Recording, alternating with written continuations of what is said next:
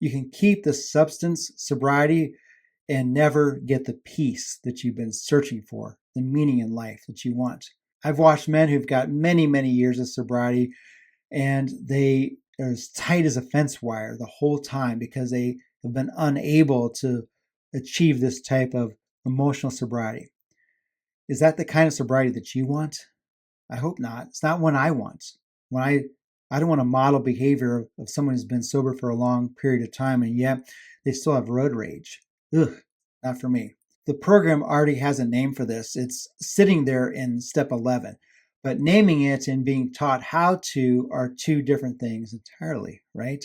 So it's not that the program has missed this, because it has. It tells us that in the program in step 11. It's been named, but then we skip that part because it's uncomfortable. I've been around these rooms a long time to know that there's a lot of people that skip over this, that don't do this work. And that's the lane I work in because I realized for myself after that event that happened in 2018, I needed to change more of me. I needed to go deeper to find out the root, what was happening. So nobody in 2015 sat me down and said that the drink was the easy part. I had to find that out in 2018 in a way that I wouldn't wish on you to have to go through. And hopefully you haven't had to go through something like I have.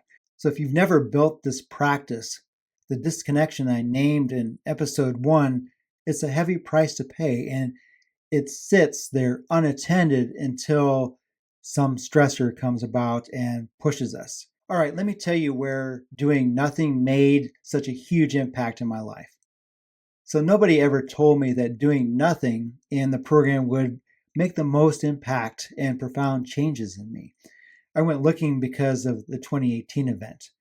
I've been told my whole life that I had to work hard, and if it was to be, it was up to me. And I made the change happen. And that's why I felt so independent for so long.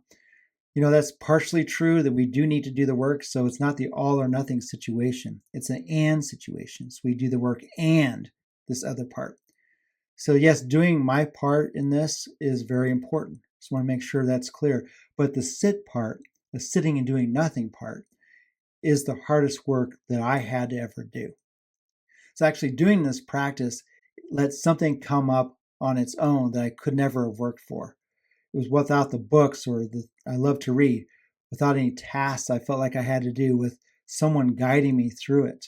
So I started sitting, and at first, I have to admit, it was only for 2 minutes at a time. Then I built up to 5 minutes at a time.